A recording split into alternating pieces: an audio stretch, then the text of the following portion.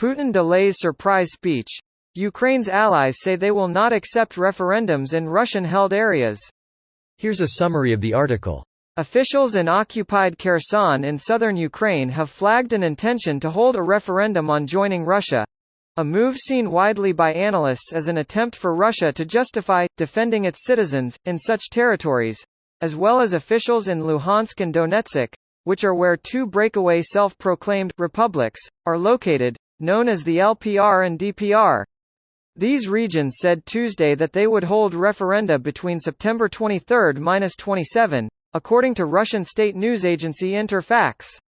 Russia has been and remains an aggressor, illegally occupying parts of Ukrainian land. Ukraine has every right to liberate its territories and will keep liberating them, whatever Russia has to say, he added. Russia's Foreign Minister Sergei Lavrov said on Tuesday it was up to the people living in separatist-controlled areas of Ukraine if they wanted to hold referendums on joining Russia, Reuters reported.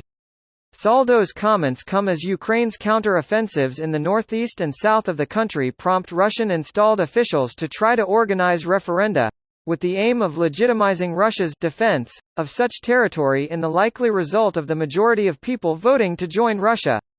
Russia's former president, Dmitry Medvedev, has said that it is essential for Russian-backed breakaway regions in eastern Ukraine to hold referenda on becoming a part of Russia. Medvedev, now deputy chair of the Security Council of Russia, claimed that the self-proclaimed Donetsk and Luhansk People's Republics would have their interests protected if they became a part of Russia. Medvedev's comments come after the separatist leaders of the DPR and LHR stepped up calls to hold immediate votes on joining Russia, calls that come as Ukraine's counter-offensive in the northeast of the country starts to spread, putting pressure on the Luhansk, a region Russia claimed to have fully occupied in July. This post received a score of 29,000, with an upvote ratio of 95%. Here are the top comments in response to this article. How does delaying a surprise speech impact the surprise factor? Inquiring minds want to know. Aha! Surprise, I didn't do a speech. You have fallen for oldest Russian gag. Instead of I at the podium, is potato. Latvia is now at war with Russia. Latvia has always been at war with Russia. Latvia is now at extra war with Russia. The speech was probably delayed so that the political elite in Moscow and St. Pete could fly their sons to Turkey and avoid a potential draft. Bingo. God damn. The median income in Russia is only like 10 grand a year. Russia's economy is surprisingly small. It's like the size of Italy's. If they didn't have such enormous energy and mineral wealth, they'd be fairly negligible.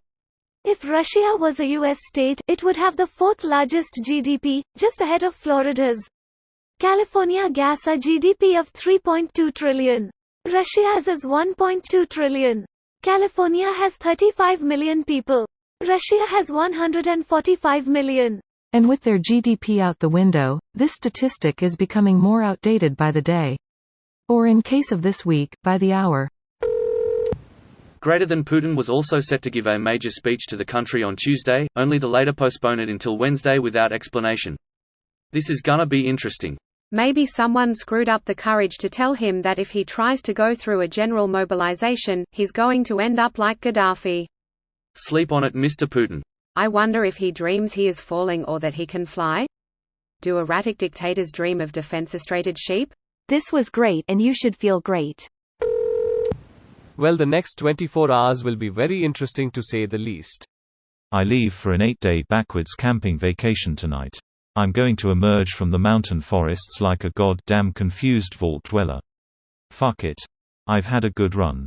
Can you spare some caps? Look at this guy. Thinks he's gonna survive the nuclear holocaust. Russia is about to double down on a completely useless meat grinder. This is going to be even more horrific. It will be truly horrific. Make no mistakes, as incompetent as Russia is, with a full mobilization a lot more Ukrainians will die too.